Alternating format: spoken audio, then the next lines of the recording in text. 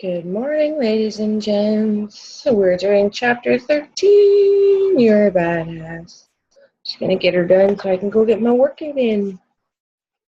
So, chapter 13, Give and Let Give. This is one of the beautiful compensations in this life that no one can sincerely try to help another without helping yourself. One day while driving somewhere with the family, we stopped off at a store along the way and told my niece, then 5 years old, that she could get herself a little something. She came up to the register with a six-pack of orange Tic Tacs and charmed her way to getting the whole thing, instead of being told to put it back and just buy one. So we get back in the car and ask her if I can have a pack.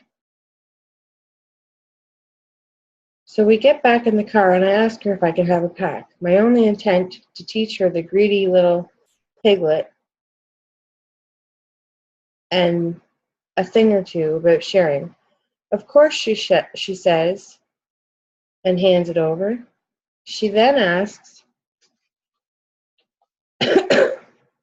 in her itty-bitty 5-year-old voice, if my brother and mom wanted one too, and hands them over. My niece then takes the remaining 3 packs and places them on the seats next to her in a pile, saying, and when we get home, this one's for my brother, this one's for my sister, this one's for my mom. Then she sits there with none left for herself and smiles, more excited to give them away than when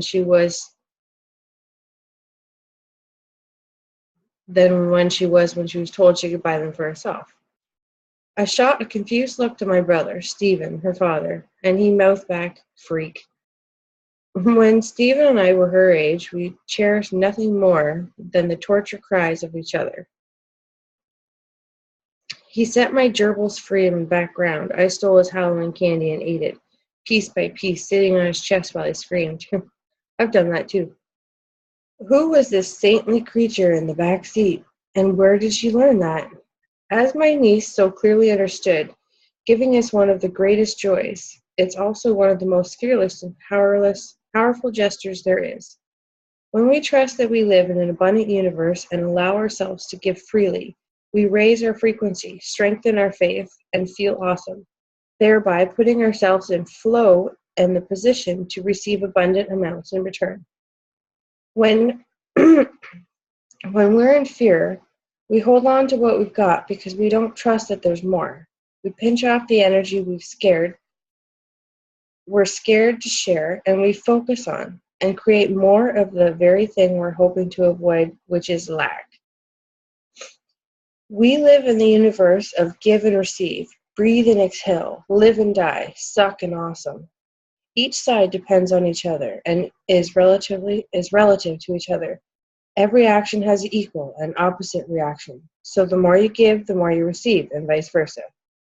You may be thinking that's not true. I know some bitches who do nothing but take and haven't got given a damn thing to anybody ever.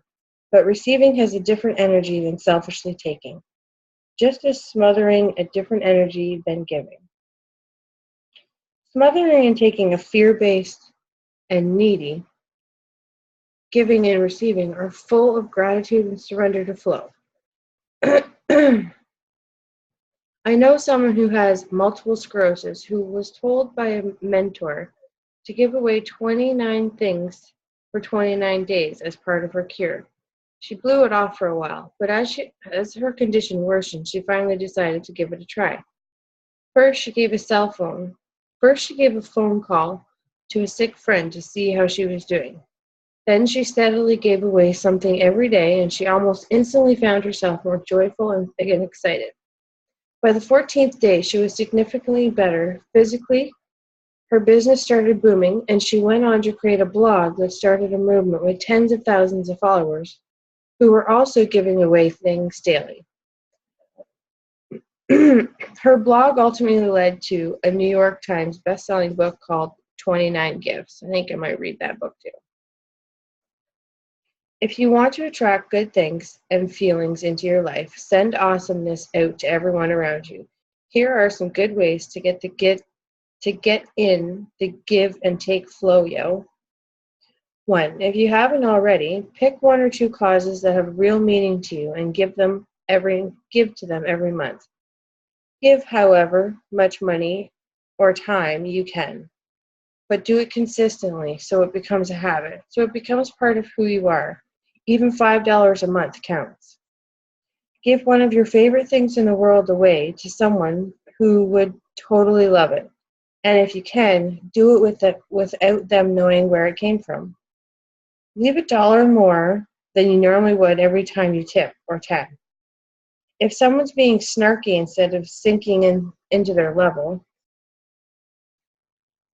and being snarky back, raise them up by giving them love.